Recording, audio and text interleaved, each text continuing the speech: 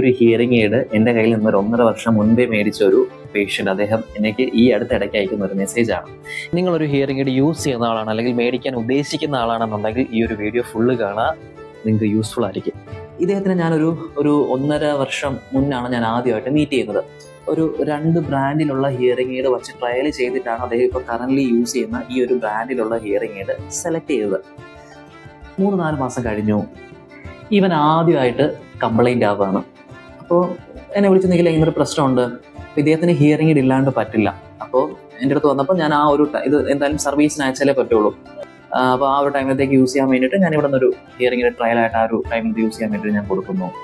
അപ്പോൾ അയച്ചപ്പോൾ അതിൻ്റെ റിസീവർ, അതായത് ഈ ഒരു വള്ളിയില്ലേ, ഇത് റിസീവറാണ്, ഇതാണ് കംപ്ലൈൻ്റ് ആയി പോയത്. അത് എന്തുകൊണ്ട് കംപ്ലൈൻ്റ് ആകുന്നു എന്നുള്ളൊരു അപ്ഡേറ്റ് നമുക്ക് അയക്കുമ്പോൾ കിട്ടില്ല. ഇത് റീപ്ലേസ് ചെയ്തു. അപ്പോൾ ഞാൻ വിചാരിക്കുന്നത് എന്താ, എന്തെങ്കിലും മാനുഫാക്ചറിംഗ് ഡിഫക്റ്റോ അല്ലെങ്കിൽ എന്തെങ്കിലും പ്രശ്നം കാരണമായിരിക്കും. എൻ്റെ ഒന്ന് ഹിയറിംഗ് എയ്ഡ് മേടിച്ചുകൊണ്ട് പോയി ഓരോ 3-4 മാസം ഗ്യാപ്പ് ഇട്ട് ഇദ്ദേഹം എന്നെ വിളിച്ചുകൊണ്ടേയിരിക്കും. ഫോളോ അപ്പിന് വേണ്ടിയിട്ടല്ല, ഹിയറിംഗ് എയ്ഡ് കംപ്ലൈൻറ്റ് ആവുകയാണ് എന്ന് പറയാൻ വേണ്ടിയിട്ട്.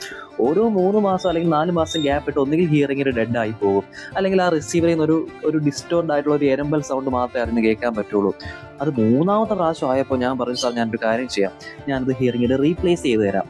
അങ്ങനെ ഹിയറിംഗ് എയ്ഡ് റീപ്ലേസ് ചെയ്ത് തരാൻ വേണ്ടിയിട്ട് ഞാൻ വീണ്ടും ഇതേ സംഭവം ലാബിൽ അയക്കുകയാണ്. ഒരു 3-4 മാസം കഴിഞ്ഞപ്പോൾ പുള്ളി എന്നെ വീണ്ടും വിളിച്ചു, വീണ്ടും കംപ്ലൈൻ്റ് ആയി.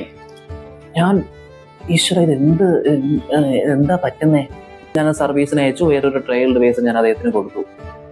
അത് കഴിഞ്ഞ് ഒരു 2 ദിവസം കഴിഞ്ഞിട്ടാണ് അദ്ദേഹം എനിക്ക് ഇങ്ങനെ ഒരു മെസ്സേജ് അയക്കുന്നത്. അതൊരു ദേഷ്യപ്രകടനമോ അല്ല, ഒരു ഫ്രസ്ട്രേഷൻ. ഇപ്പോൾ എൻ്റെ അച്ഛൻ ഒരു സ്ഥലത്തുനിന്നൊരു സാധനം മേടിച്ച് ഇങ്ങനെ വന്നാലും അച്ഛനും ഇതുപോലെ റിയാക്ട് ചെയ്യുള്ളൂ. ഞാൻ ഇതേ കാര്യം അദ്ദേഹത്തിന് ഞാൻ പറഞ്ഞായിരുന്നു.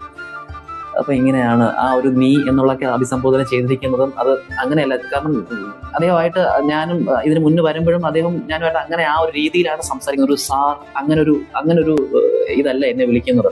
എനിക്കില്ലേ, മനസ്സിലായോ? അപ്പം ഞാനിത് കമ്പനിയുടെ പറയുന്നു, ഓക്കെ ഇങ്ങനെ ഒരു സംഭവം ഉണ്ട്, ഇന്ന് നിങ്ങൾ സീരിയസ് ആയിട്ട് കാണണം, ഇതെന്താണ് ഇങ്ങനെ സംഭവിക്കുന്നത് നോക്കിയിട്ട് എനിക്കിപ്പോഴാണ് അപ്ഡേറ്റ് കിട്ടിയത്. നിങ്ങൾ ഈ ഒരു 3 പ്രാവശ്യം ഹിയറിംഗ് എയ്ഡ് സർവീസിന് അയച്ചപ്പോഴും ഇതും കൂടി കൂട്ടി 4ാമത്തെ പ്രാവശ്യമാണ്. അപ്പോൾ ഈ ടൈമിലെല്ലാം അതിൻ്റെ ERU എക്സ്റ്റേണൽ റിസീവർ യൂണിറ്റ്, അതായത് ഒരു റിസീവർ, ഇതാണ് കംപ്ലൈൻ്റ് ആയി പോയത്. ഇത് എന്തുകൊണ്ട് കംപ്ലൈൻ്റ് ആയെന്ന് വെച്ചാൽ പ്രോപ്പർ അല്ലാത്ത ആ ഒരു ഹാൻഡ്ലിങ് കാരണം ആ ഒരു റിസീവറിന് വന്ന ഡാമേജ് ആണ് എന്നുള്ളതാണ് എനിക്ക് കിട്ടിയ അപ്ഡേറ്റ്. പക്ഷേ ഞാൻ ഇതുവരെയും അദ്ദേഹത്തിന്റെ യൂസേജ് കാരണം വന്നിരിക്കുന്ന ഒരു വിഷയമാണെന്നുള്ളത് അദ്ദേഹത്തിന് ഞാൻ പറഞ്ഞിട്ടില്ല, മെൻഷൻ ചെയ്തിട്ടില്ല. വൈ? ബിക്കോസ് ഞാൻ ഈ പറഞ്ഞല്ലോ, എനിക്ക് ഡാമേജുകളോ ഒരു കാര്യങ്ങളോ എനിക്ക് ഫിസിക്കലി കാണുന്നില്ല.